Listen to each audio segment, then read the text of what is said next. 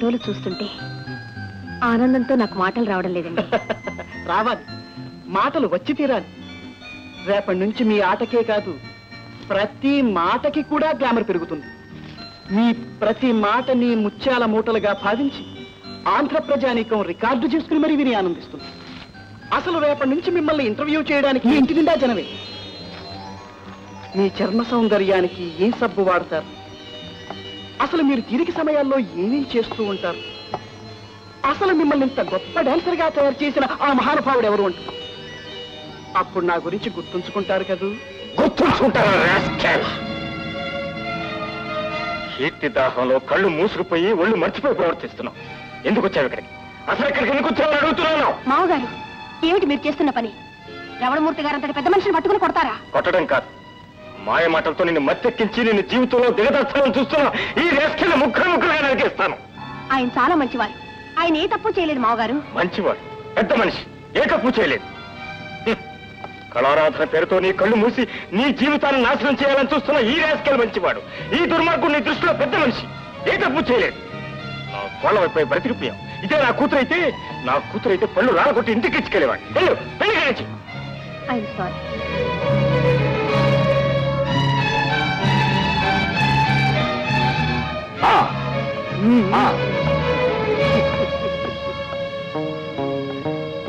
ఒరే రమణమూర్తి, ఏమిట్రా నీ ప్లాన్ అంతా తలకిందులైంది? తల్లకిందులైంది నా ప్లాను కాదురా, తల్లకిందులవ్వబోయేది వాడి బ్రతుకు. వాడు రేపు నైట్ డ్యూటీ ట్రైన్లో విశాఖపట్నం నుంచి వచ్చేటప్పుడు వాడి కంపార్ట్మెంట్ లోకి నా మనుషులు 10 మంది ఎక్కుతారు.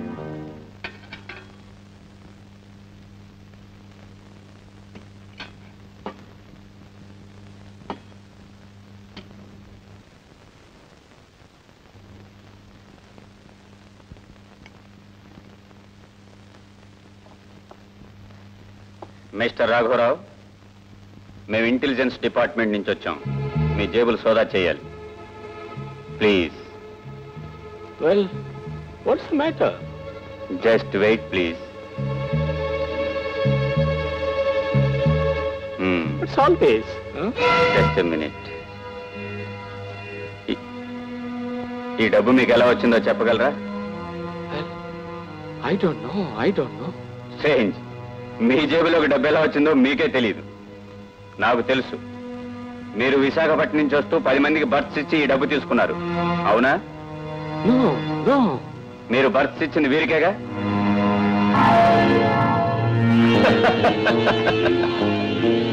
ఏమో అనుకున్నాను. ప్రోగ్రామ్ చాలా ఘనంగా ఏర్పాటు చేశారు. థ్యాంక్స్ అండి. దాన్నే ఉందండి. నేను అనుకున్నది ఏది సాధించకుండా వదిలిపెట్టాను, ఎవరు అడ్డొచ్చినా సరే. ఏమండి, రమణమూర్తి గారు నా ప్రోగ్రాం ఢిల్లీలో ఏర్పాటు చేస్తున్నారట. మీరు నాకు కలిసి రావాలే కానీ. మళ్ళీ ఇక్కడికి ఎందుకు వచ్చావు? నాన్న, ఆయన మర్యాదగా అంటావు లేదా? ఏమండి, ఏమిటండి ఇది? ఆయన అవమానిస్తుంటే చూస్తూ ఊరుకుంటారేమిటి? నాన్న, రాఘవరావు గారు, ఒకరికి విషం మరొకరికి అమృతం అవుతుంది.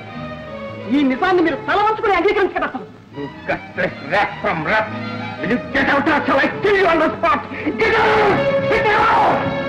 ఏమండి, ఏం జరిగిందండి? నాన్న, నువ్వు చేసింది ఏం బాగాలేదు. రాఘోని వాళ్ళందరూ ఇంట్లోంచి కట్టుకుని బయటకు పోండి. పోతామండి, మా అంతటా మేము బ్రతకలేకపో. భార్యను నువ్వు అదుపులో పెట్టుకుని కారణంగా ఎన్ని అనర్థాలు జరిగాయో నేను ఇప్పుడు చెప్పను. ఆఖరిసారిగా చెప్తున్నాను, ఈ క్షణం నుంచి నీ భార్య డాన్సులు చేయకూడదు, ఈ గుమ్మం దాటి వెళ్ళకూడదు. మీ ఇద్దరు ఇంట్లో ఉండాలంటే దట్స్ మై ఇండిస్ప్యూటబుల్ కండిషన్. అది నా షరతు. మీ షరతులకి కట్టుబడి ఇంట్లో పడి మగ్గాల్సిన గతి మాకేం పట్టలేదు. ఏమిటా మాటలు? ఏమండి, ఇక ఇంట్లో ఉండడానికి వీల్లేదు. రండి పోదాం, రండి. ఏమండి, ఏమండి, ఏమిటండి ఇదంతా? పెద్దవాడు అలా వెళ్ళిపోయాడు, చిన్నవాడిదిగో ఇప్పుడు ఇలా. అసలు మీకేమైందండి? ఏం జరిగిందా? సమయానికి నేను అక్కడికి వెళ్ళి ఉండకపోతే నీ కోడల ఆ నీచుడి చేతిలో నలిగి అనుకుంటాను కదా. Please please don't irritate me. ఏమిటది? ఇక మిమ్మల్ని ఏమను. ఇక్కడే ఉండండి బాబు. గోపి, జానకి. గోపి. గీత, నువ్వన్నా చెప్పమ్మా వాడు. జానకి, గోపి, జానకి. ఆడపిల్ల ఏదో తెలియక తప్పు చేస్తే సరిదిద్దుకోవాలి కానీ బయటికి వెళ్ళగొడతారు. ఏమిటండి అన్యాయం? ఆ సంస్కారంతోనే ఈ వారం రోజులు ఓపిక పట్టాను.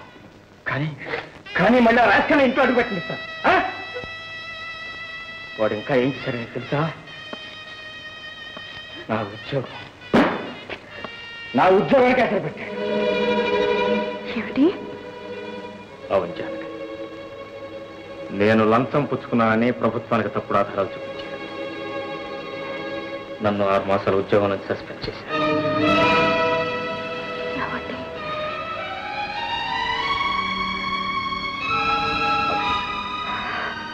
నాన్న, వాసు దగ్గర రాలేదా? రాలేదమ్మా. నాకు గుంటూరు ట్రాన్స్ఫర్ అయింది. ఆ విషయం చెప్పి వెళదామని వచ్చాను. అంతేనా? అవునమ్మా. మీ నాన్నగారు జాను, వెళ్ళొస్తానమ్మా. ఫోన్ చేసి వెళ్ళాయన. బట్టలు అవి సర్దుకోవాలి. దొరికేది చూస్తూ ఉంటుంది. వెళ్ళొస్తానమ్మా.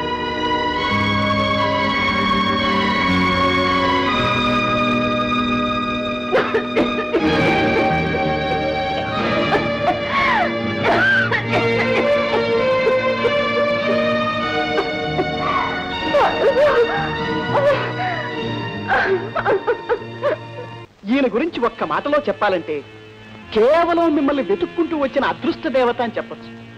ఈయన పేరు జేఆర్కే మూర్తి గారు, the great cine producer from Karamchedu.